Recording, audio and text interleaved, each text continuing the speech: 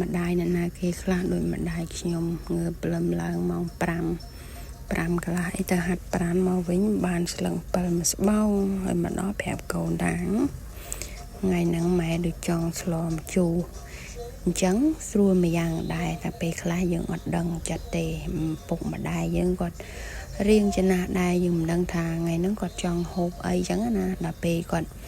មានអញ្ចឹងមកគាត់ប្រាប់ចង់ហូបស្លម្ជូរអីចឹងទៅហើយយើងនេះក៏ងើបស្ទុះស្ទាទៅម៉ោង6កន្លះទៅផ្សារទូស្កែបងប្អូនហើយគេអត់លក់នៅក្នុង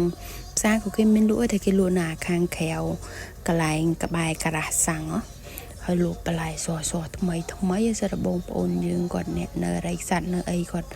បែរមកលក់អញ្ចឹងណាដូចផ្សិតនេះផ្សិតជ័យឬក៏ផ្សិតច្បើងនោះគាត់លក់ឲ្យម៉ាន់1គីឡូតែ7-8,000ហើយទិញយកមកស្ងោរស្លម្ជូរក្បាលត្រីបងស្លឹកអំពិលហើយដាក់ម្រះព្រៅលាយផ្កាកាផ្លោកអញ្ចឹងទៀតនិយាយពីថាផ្អែមទឹកបងប្អូននៅជាតិឆ្ងាញ់ហ្មងណាហើយបានក្បាលត្រីដៀបនេះសអញ្ចឹងហើយលាយមួយត្រីឆ្លាំងនេះខ្ញុំទិញ 2-3 ថ្ងៃត្រីតលេបងប្អូនខ្មែរអ៊ីស្លាមយើងហ្នឹងគាត់លក់ល្ងាចឡើងក្នុងផ្សារទូស្កែនឹងសបោត្រីតលេណាបងប្អូនហើយត្រីធំត្រីល្អជួនកាលបានត្រីកញ្ជ្រូកអីធំ3អីកន្លះគីឡូនិយាយពីឆ្ងាញ់ណាស់ជាតិ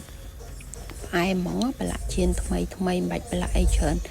ដាក់តាមម្សៅស៊ុបមាន់តិចមកនិយាយពីជាតិឥឡូវយើងចូលមកដល់មុខម្ហូបរបស់យើងវិញថ្ងៃនេះនាងខ្ញុំស្លម្ជូរក្បាលត្រីជាមួយនឹងស្លឹកអំពិលម៉ែគាត់បេះឲ្យនឹងហើយលេមានតាំងពីផ្សិតច្បើងតាំងពីផ្កាកាផ្លោកចឹងទៅចាឲ្យដបងដាំទឹកឲ្យពុះយើងជុំប្រហុកទៅហើយបងប្អូនអត់ចេះហូបប្រហុកទេដាក់ទឹកត្រីក៏បានដែរចាហើយទៅយើងបងមានដែងមានស្លឹកក្រូចមានម្ទេសអីចឹងមកហើយទុកមួយងាស់មួយស្ទុះចាប់ផ្ដើមបងត្រីកោបទៅ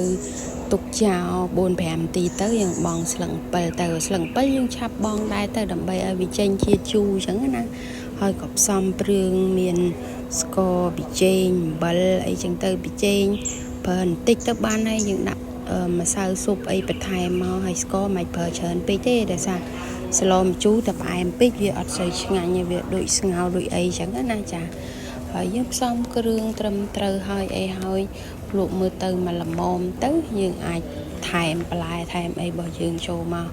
មានដូចជាផ្សិតដូចជាផ្កាកាផ្លោកអីចឹងណាចាហើយចុងភៅតែស្លអត់បានភ្លក់គឺដឹងអត់ឆ្ងាញ់ហ្មងអញ្ចឹងចុងភៅតែស្លត្រូវតែភ្លក់អីហើយថែមមានផ្សិតមានផ្កាកាផ្លោក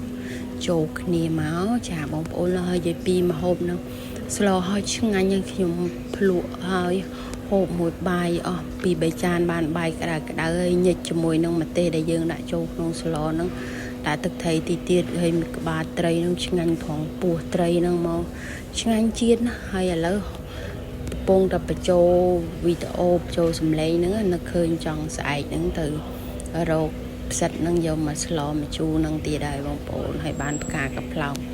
ខែនេះសបោផ្កាកាផ្លោកមិនសបោប្រហែលដែរទេវាសបោតិចតួចតតែខែធ្លាក់ភ្លៀងអីច្រើនសបោកាផ្លោកអីចឹងបានផ្កាកាផ្លោករៀងសបោដែរចឹងណា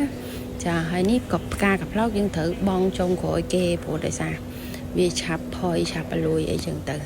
ពេលយើងបងហើយអីហើយផ្កាកាផ្លោកនោះយើងក៏ដាក់មានម្រះព្រៅមានអីម្ទេសអីថែមបន្តិចបន្តួចចុងក្រោយមកគឺម្ហូបរបស់យើងនឹងរួចរាល់ហើយចា